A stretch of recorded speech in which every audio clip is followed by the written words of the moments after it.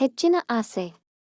ಒಮ್ಮೆ ಓರ್ವ ಬಡ ರೈತನಿಗೆ ಒಂದು ಹಸು ಇತ್ತು. ಅದರಿಂದ ಸಾಕಷ್ಟು ಹಾಲು ಸಿಗುತ್ತಿತ್ತು. ಆದರೆ ಹಸುವಿನ ಬುದ್ಧಿವಾದಿನಿಂದ ತೃಪ್ತಿಪಡದೆ ರೈತನಿಗೆ ಇನ್ನಷ್ಟು ಹಾಲು ಬೇಕೆಂಬ ಆಸೆ ಬೆಳೆಯಿತು. ಹಸುವಿಗೆ ಹೆಚ್ಚು ಆಹಾರ ನೀಡಿದರೆ ಇನ್ನೂ ಹೆಚ್ಚು ಹಾಲು ಸಿಗುತ್ತದೆಂದು ಓಕೆ ಗೈಸ್, ಈಗ ನೋಡಿದ್ರಲ್ಲ ಈ ಥರ ವಿಡಿಯೋ ಯಾವ ಥರ ಮಾಡೋದಂತ ಇವತ್ತಿನ ವಿಡಿಯೋದಲ್ಲಿ ಹೇಳ್ಕೊಡ್ತೀನಿ. ಆ್ಯಂಡ್ ಹಾಗೆ ತುಂಬ ಜನ ಕ್ವಶನ್ನ ಕೇಳ್ತೀರಾ, ಈ ಥರ ವೀಡಿಯೋಸ್ ಮಾಡಿದರೆ ಮಾನಿಟೈಸೇಷನ್ ಆಗುತ್ತಾ ಇಲ್ವಾ ಅಂತ. ಸೊ ಈ ಥರ ವೀಡಿಯೋಸ್ ಮಾಡ್ತಾ ಇದ್ದಾರೆ ಸುಮಾರು ಜನ. ನಾನು ನಿಮಗೆ ಒಂದೆರಡು ಚಾನಲ್ ಎಕ್ಸಾಂಪಲ್ಗೆ ತೋರಿಸ್ತೀನಿ, ಓಕೆನಾ ಗೈಸ್. ಸೊ ಮಾನಿಟೈಸೇಷನ್ ಆಗಿದೆಯಾ ಇಲ್ವಾ ಅಂತ, ಅರ್ನ್ ಮಾಡ್ತಾ ಇದ್ದಾರಾ ಇಲ್ವಾ ಅಂತಲೂ ನಾನು ನಿಮಗೆ ಹೇಳ್ತೀನಿ, ಓಕೆನಾ ಗೈಸ್. ಆ್ಯಂಡ್ ಬನ್ನಿ ಗೈಸ್, ಯಾವ ಥರ ಈ ಥರ ಇಮೇಜ್ ಆ್ಯಂಡ್ ಟೆಕ್ಸ್ಟ್ ಯೂಸ್ ಮಾಡಿಕೊಂಡು ಯಾವ ಥರ ಈ ಥರ ವೀಡಿಯೋಸ್ ಮಾಡೋದ ಅಂತ ಇವತ್ತಿನ ವೀಡಿಯೋದಲ್ಲಿ ಹೇಳ್ಕೊಡ್ತೀನಿ, ಸಿಂಪಲ್ ಪ್ರಾಸೆಸ್ಸಲ್ಲಿ. ಸೊ ಬನ್ನಿಗೆ ಸ್ವಲ್ಪ ಟೈಮ್ ವೇಸ್ಟ್ ಮಾಡಿದೆ, ವಿಡಿಯೋನ ಸ್ಟಾರ್ಟ್ ಮಾಡೋಣ.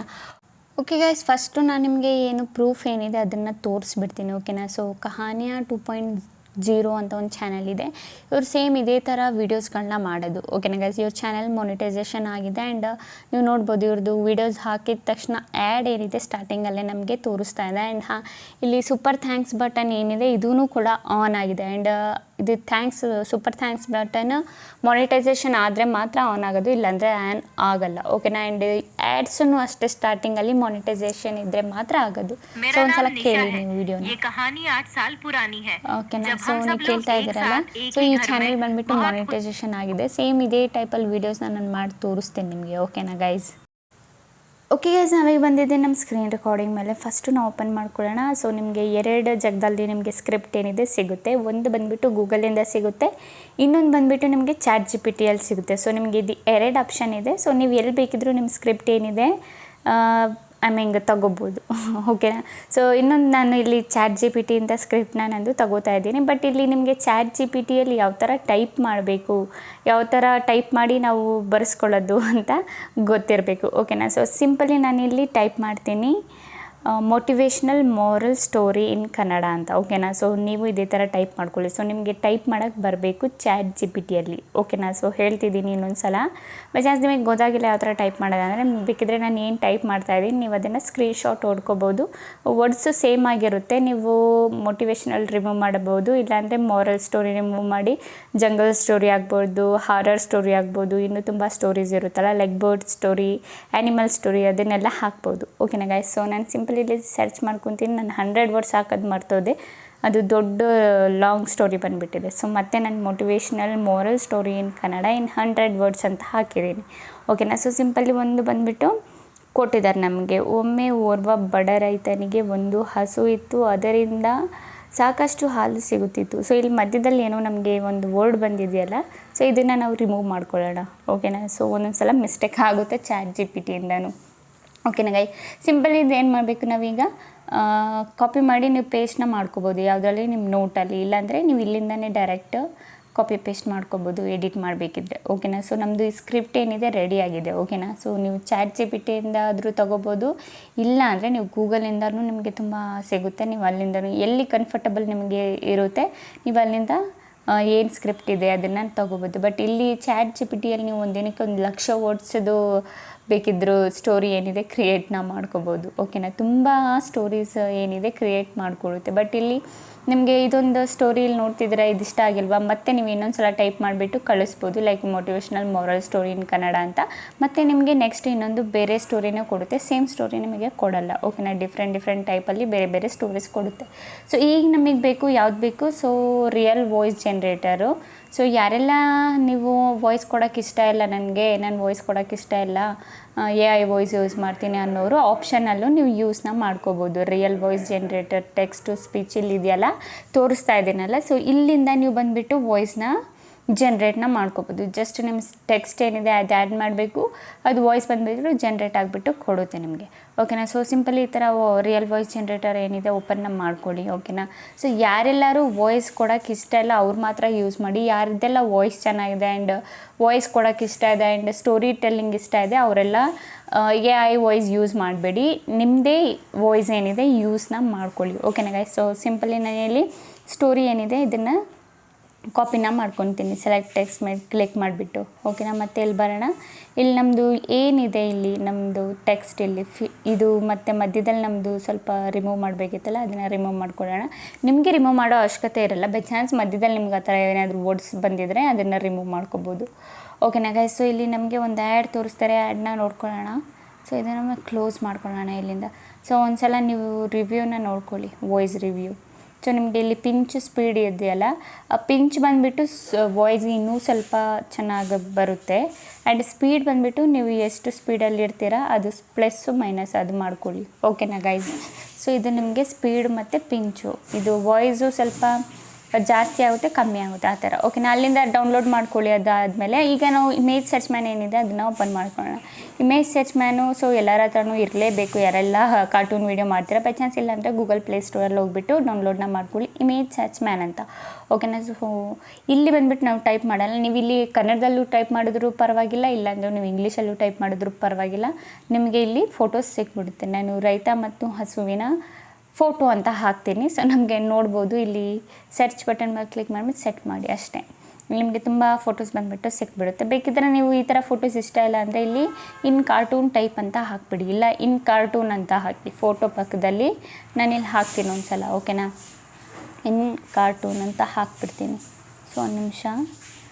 ಸೊ ಇಲ್ಲಿ ನೀವು ನೋಡ್ಬೋದು ಎಷ್ಟು ಚೆನ್ನಾಗಿದೆ. ನಿಮಗೆ ಈ ಥರ ಫೋಟೋಸ್ ಬೇಕಂದರೆ ನೀವು ಯೂಸ್ನ ಮಾಡ್ಕೋಬೋದು, ಇಲ್ಲಾಂದರೆ ಕಾರ್ಟೂನ್ ಟೈಪಲ್ಲಿ ಬೇಕಂದರೆ ಸಿಂಪಲಿ ಇಲ್ಲಿ ಇನ್ ಕಾರ್ಟೂನ್ ಅಂತ ಹಾಕಿ. ಓಕೆನಾ.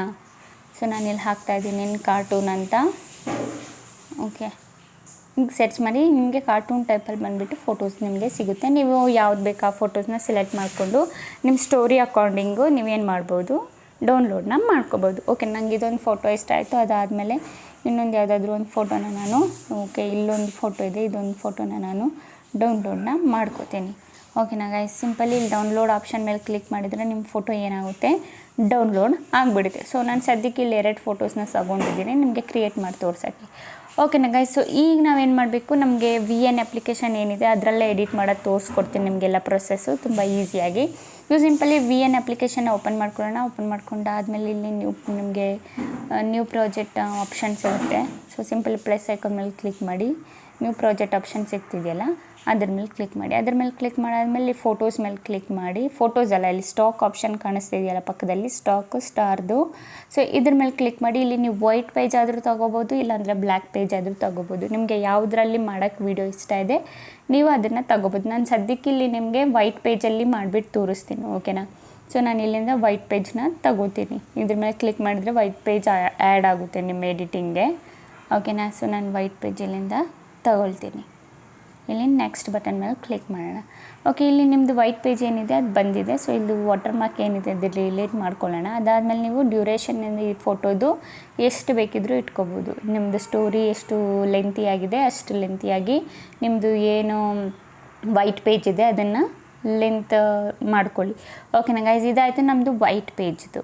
ಓಕೆನಾ. ಈಗ ನಾವು ಇಲ್ಲಿ ಮ್ಯೂಸಿಕ್ನ ಫಸ್ಟ್ ಆ್ಯಡ್ ಮಾಡ್ಕೊಳ್ಳೋಣ. ಮ್ಯೂಸಿಕ್ ಅಂದರೆ ಈಗ ನಾವು ಏನು ವಾಯ್ಸ್ ಓವರ್ ಮಾಡಿಸಿದ್ವಿ AI ಇಂದ ಅದನ್ನು ಆ್ಯಡ್ ಮಾಡ್ಕೊಳ್ಳೋಣ. ಮ್ಯೂಸಿಕ್ ಮೇಲೆ ಕ್ಲಿಕ್ ಮಾಡಿಬಿಟ್ಟು ಇಲ್ಲಿ ಮೈ ಮ್ಯೂಸಿಕ್ ಆಪ್ಷನ್ ಕಾಣಿಸ್ತಿದೆಯಲ್ಲ ನಿಮಗೆ, ಇದ್ರ ಮೇಲೆ ಕ್ಲಿಕ್ ಮಾಡಿ ಮೈ ಮ್ಯೂಸಿಕ್ ಮೇಲೆ.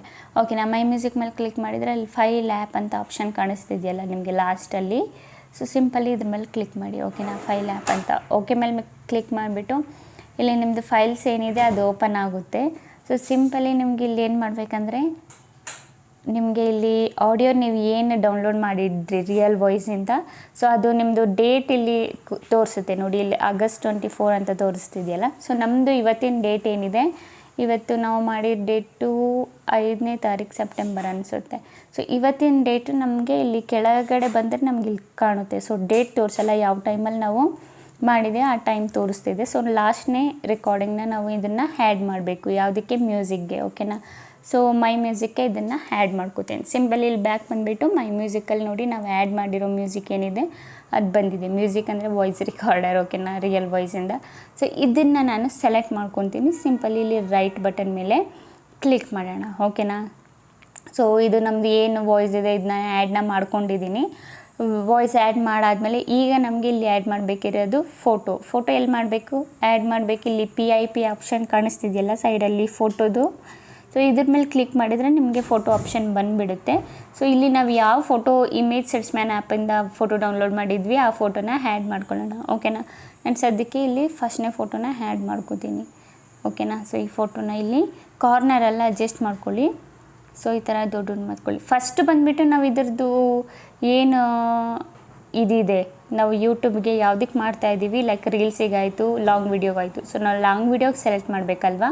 ಸೊ ಸಿಂಪಲ್ ಇಲ್ಲಿ ಒರಿಜಿನಲ್ ಆಪ್ಷನ್ ಕಾಣಿಸ್ತಿದೆಯಲ್ಲ ನಿಮಗೆ ಮೇಲೆ, ಅದನ್ನು ಸೆಲೆಕ್ಟ್ ಮಾಡ್ಕೊಳ್ಳಿ. ಸೊ ಮಾರ್ಕ್ ಮಾಡಿಬಿಡ್ತೀನಿ. ಈ ಒರಿಜಿನಲ್ ಆಪ್ಷನ್ ಇದೆಯಲ್ಲ, ಇದ್ರ ಮೇಲೆ ಕ್ಲಿಕ್ ಮಾಡಿದರೆ ಇಲ್ಲಿ ಯೂಟ್ಯೂಬ್ ಲೋಗೋ ಕಾಣಿಸ್ತಿದೆಯಲ್ಲ, ಇದ್ರ ಮೇಲೆ ಸೆಲೆಕ್ಟ್ ಮಾಡಿ. ನಿಮ್ಮದು ಯೂಟ್ಯೂಬ್ಗೆ ಸೆಲೆಕ್ಟ್ ಆಗಿಬಿಡುತ್ತೆ ಅದು. ಓಕೆನಾ. ಸೊ ಈಗ ಕಾರ್ನರ್ನಲ್ಲಿ ಫೋಟೋನ ಸೆಲೆಕ್ಟ್ ಮಾಡಿಕೊಂಡು ಈ ಥರ ಅಡ್ಜಸ್ಟ್ನ ಮಾಡ್ಕೊಳ್ಳಿ ಇಷ್ಟು ದೊಡ್ಡದಾಗಿ.